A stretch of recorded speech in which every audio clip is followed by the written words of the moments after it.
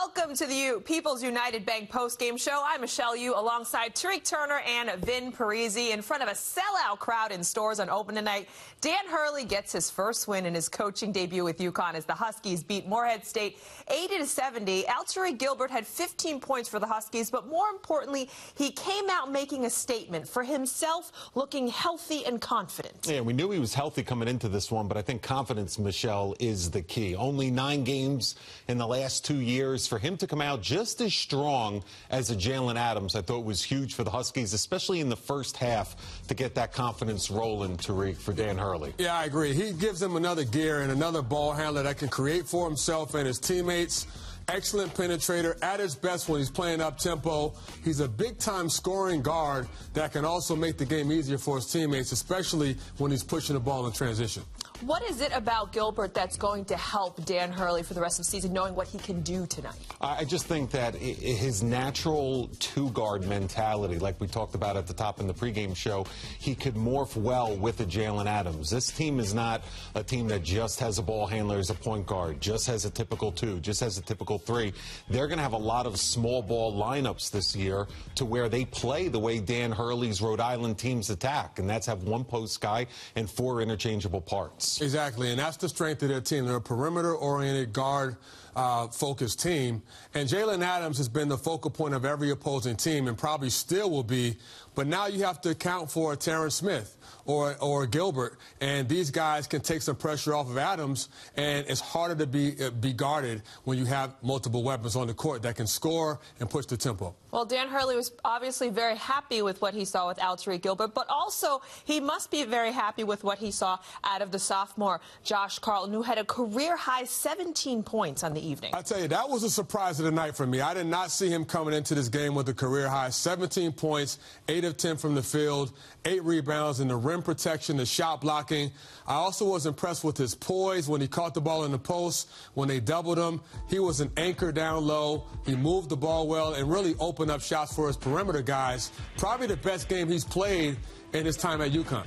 One of the biggest talking points for this program, guys, let's not forget, this entire offseason, even at AAC Media Day, was the question marks about UConn's front court. Who's going to step up along the baseline for Dan Hurley? And the coaching staff made this kid a major project, and you see big growth going on between his freshman and now sophomore year. Well, now Hurley has someone else to go to, which is a plus for the team, of course. It's time now for a look at the game stats presented by Town Fair Tire. 4 Husky players in double figures as the team shot the ball at 48%. Josh Carlton, as we mentioned, led all the Huskies in scoring with 17 points with that career high. It was certainly a nice balanced effort by UConn. For more now from stores, let's send it back up to Gamble Pavilion with our Gary Apple and Tim Welsh. Gentlemen.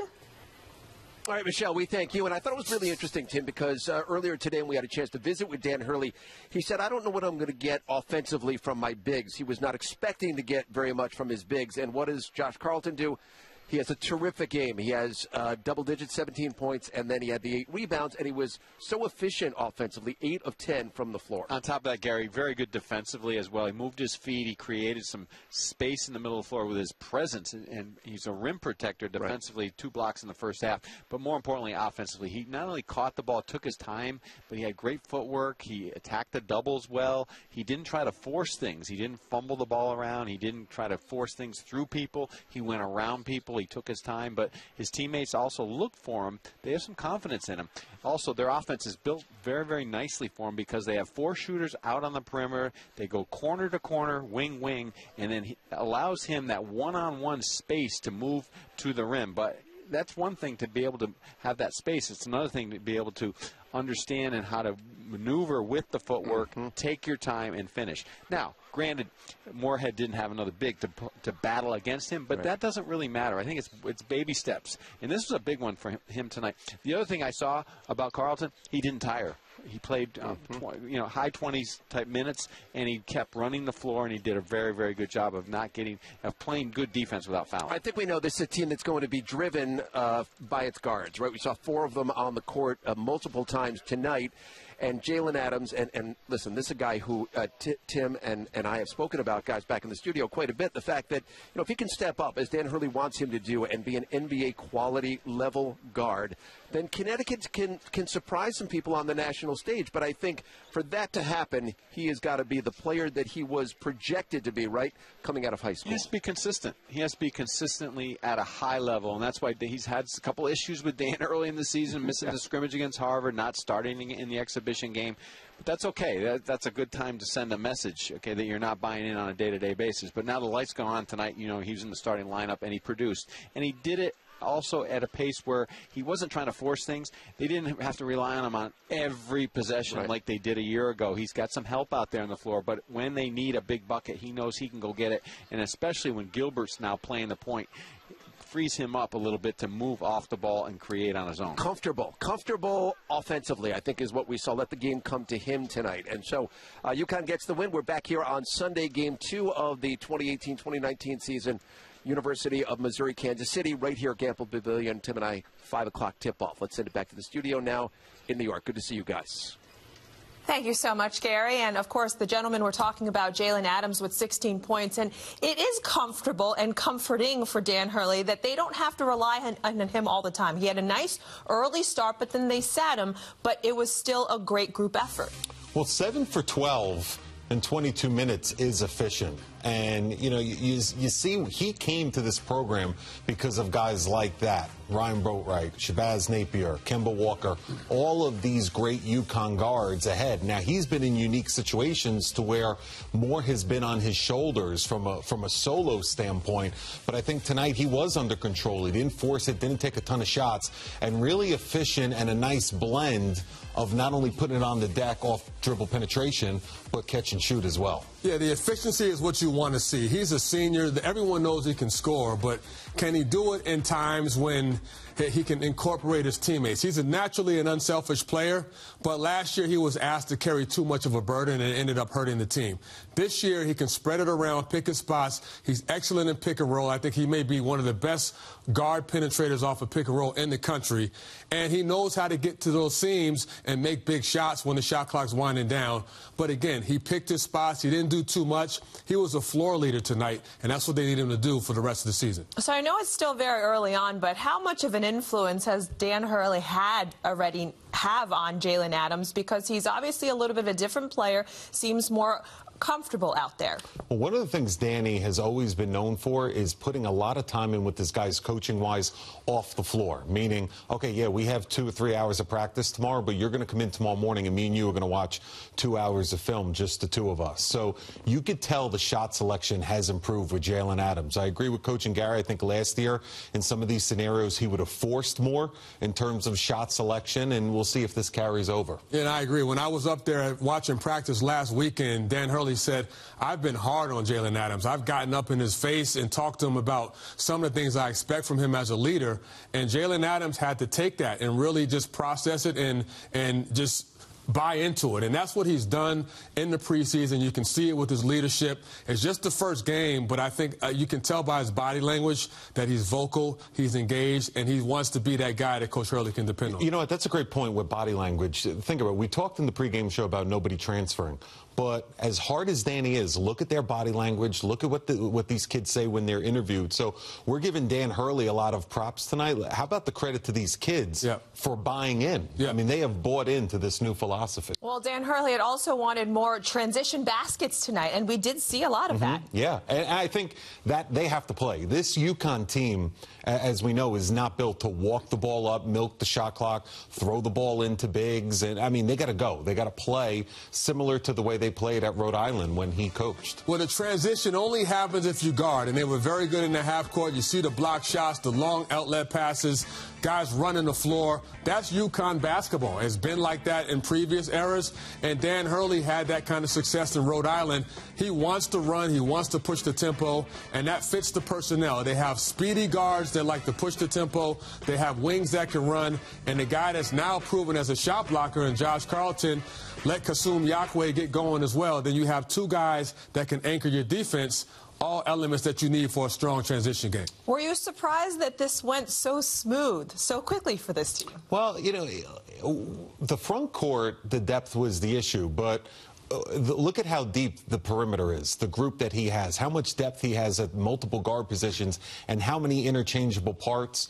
I expected a little bit more jitters. I think even Danny expected more jitters in the first half, playing in front of a sellout.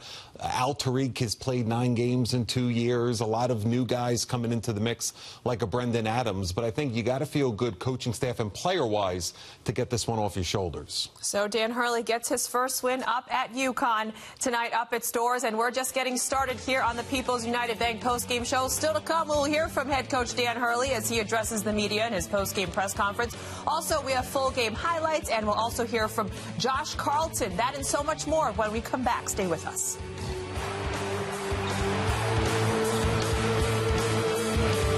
There he is, Dan Hurley, getting his team ready as he makes his debut as Huskies head coach. Fired up. First half, Josh Carlton grabs the board, outlet pass to Jalen Adams. He changes his mind in the air and gets the bucket off the glass there. This was early, but I thought this was one of the best highlights of the game. The little extra hang and double pump and kiss. 9-5 Huskies early on, then halfway through the first here, UConn up 2.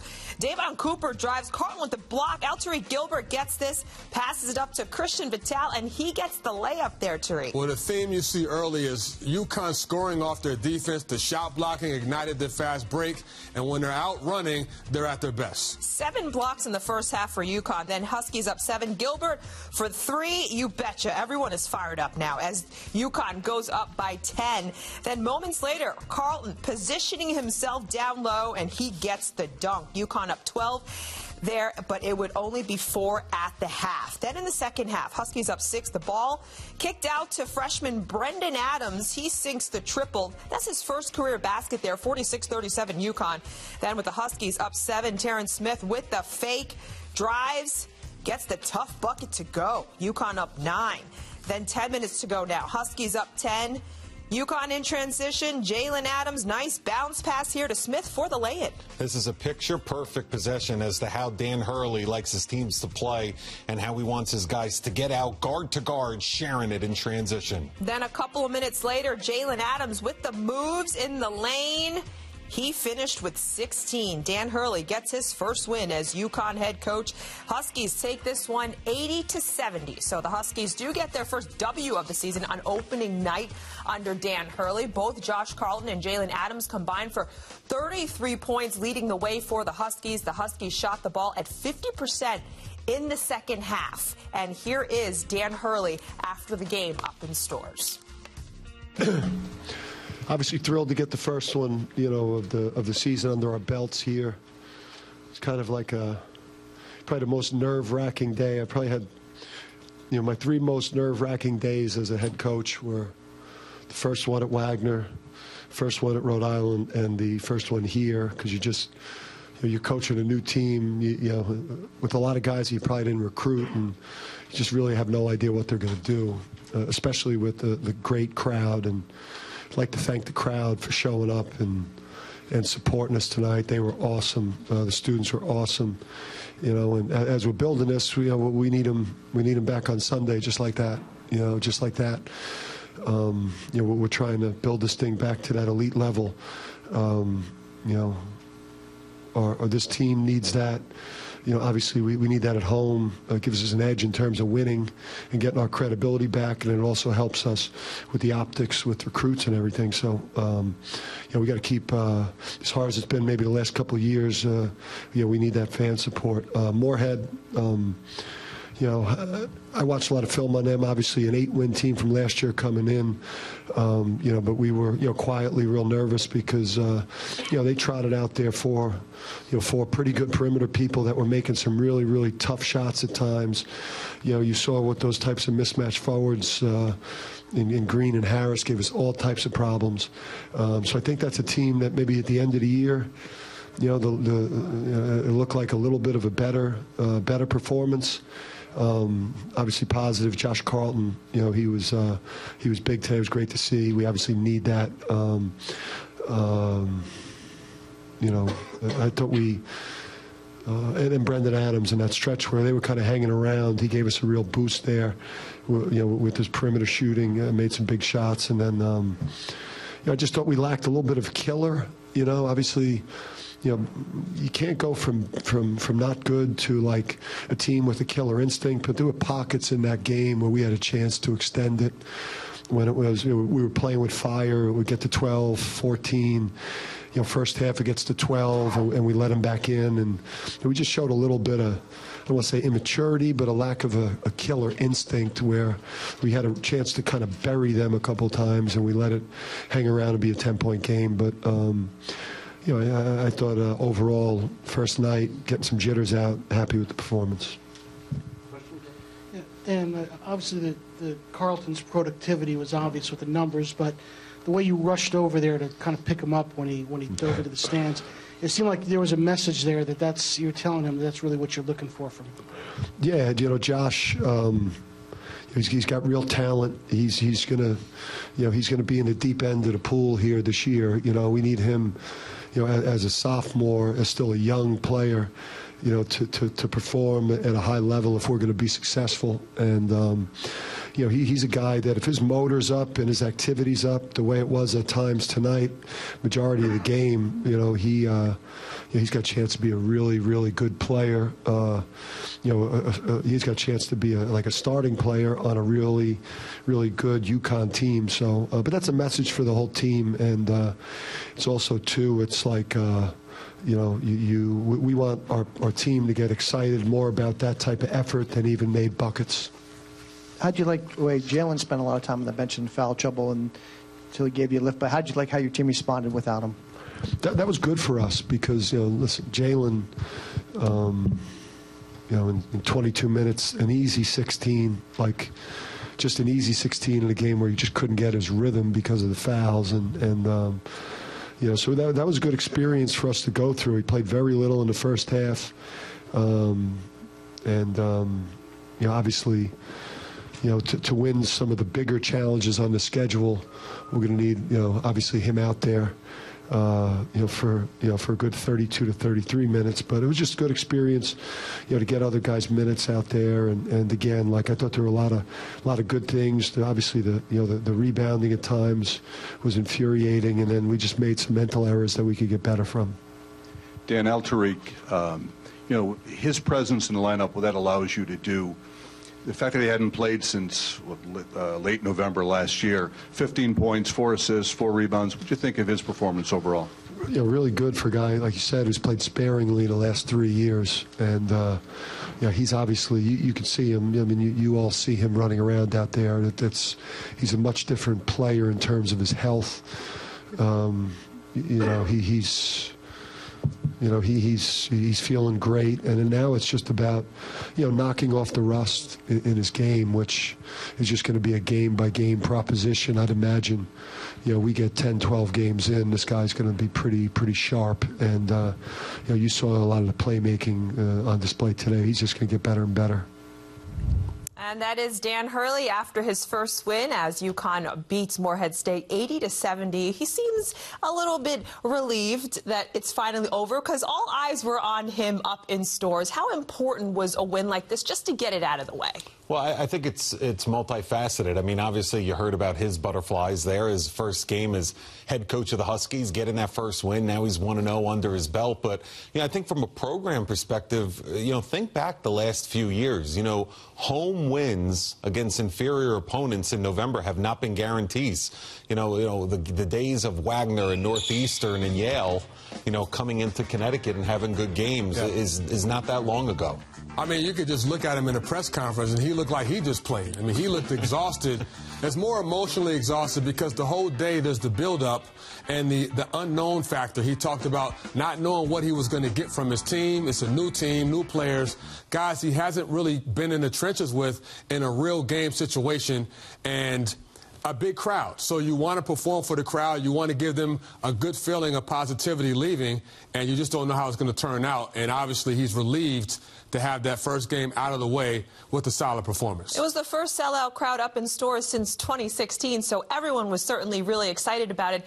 But for him, what about the hustle and energy that this team delivered for him? He must have been really happy to see that the first game they were able to do this right away. Well, this is his philosophy, and this is his style. style. And, you know, they have a lot of components to it because, number one, fans love to watch this style of basketball. Kids, recruits, they love to come play for this style. But this style also makes up for a lot of deficiencies. If you come out and you have a cold shooting night or you don't know what you're going to have from your bigs, playing harder than the opponent, forcing turnovers, as Tariq mentioned before, turning defense into offense, this style can make up for a lot of problems. A good start for the Huskies indeed. The People's United Bank postgame show rolls on in just a moment. You will hear from the player of the game, Josh Carlton, as our Maria Marino caught up with him. Also ahead, we will preview what lies ahead for the Huskies. That's coming right up.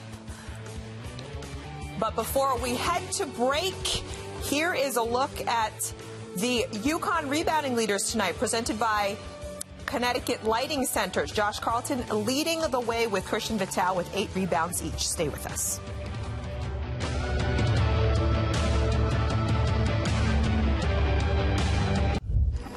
Tonight's player of the game presented by People's United Bank. It is sophomore Josh Carlton, who surprised many as he came up with a career-high 17 points. He was 8 for 10 as well. Maria Marino caught up with him afterwards. Josh, how were you able to establish such a presence in that front court tonight? Just came out aggressive from the beginning. The guards were looking out for me, so, you know, I'll give 90% of credit for guards. Just throwing me good passes, and then 10% was just me finishing easy opportunities. What was your mindset going in as far as defensive pressure and intensity on the glass? I think as far as just coming out my mindset in the game, 85% is on defense end. That's the coach wants most of me, hit the boards hard. You know, the guards are pressuring, so I got to be there to cover the back. So, I mean, the offense just comes as long as I just do defense right. You know, everything else is just plus, bonus. What are you looking to improve on for next game? More rebounds, more blocks, more effort. More is better. Thanks, Josh. Yeah, thank you. We thank you, Maria, and you have to be impressed with how poised he is as a sophomore, saying that he wants to do better, more rebounds. And speaking of those rebounds, 8 rebounds for him. So from a defensive standpoint, very impressive as well. Well, that's his main role. Danny Hurley wants him to be a rim protector, a guy that can protect the paint and be an enforcer with the block shots. The scoring is a bonus. As he said, he had 17 points, a career high. I really thought that his defense early on is what ignited his offense. He got a couple blocks that ignited some fast breaks, and then he got some confidence. And then on the offensive end, he started sealing his man, making quick, decisive moves, and passing out of the double team very well, opening up shots for his shooters. And that gave him the confidence to have a complete game. And how about Coach Hurley's thoughts immediately after the win, talking about the potential of Josh Carlton was one of the key reasons he wound up taking the job in the first place. And the coaching staff has made him a major point of emphasis in terms of player development. So for him to start off like this, a major, major coup in the confidence department for this young man. How about the newcomers this evening? What impressed you most about them? I'll tell you what, Terrence Smith, I think, and you know, we knew Brendan Adams coming in off the exhibition game, his shooting, how high level it was, but Terrence Smith is somebody who Dan Hurley can really get to fit and mold into the style of play that he wants to bring to Storrs, Connecticut. And, you know, I think he plays off of Gilbert and Adams well. And remember this, folks, about Terrence Smith, okay? This kid has been there. Graduate transfer, Atlantic 10 Sixth Man of the Year, and before his career at Duquesne, played for the dad. He played for Bob Hurley, the Hall of Famer, Danny's dad, at St. Anthony's, and went 32-0 and was the #1 high school team in the country. So this kid has the pedigree to be a prototypical Hurley player. He really does, and he's a versatile guard. He can play the one or the two, and with the way Danny Hurley is going to play, he's the kind of guy that can create his own shot. He can make the game easier for his teammates, and it just gives you another weapon in the backcourt when you talk about Adams and Gilbert. And he's a guy who is ready-made. I mean, he's 6'3", 205, strong, can guard multiple positions. I really was impressed with his floor game, his awareness, and the familiarity playing for Coach Hurley. There's a perfect match right there. Well, he certainly comes from a basketball family. He has a brother named Jalen, but it's not the Jalen Adams on the UConn team. It's spelled with, I think, a Y. That's nice just to give you that fact. I like that. Yes. All right. When we come back, we're going to wrap it all up. We're going to have our drive of the game, and we're going to look ahead to what's next for the Huskies. Huskies. Big win for the Huskies on opening night, 80-70, as they are winners over Morehead State.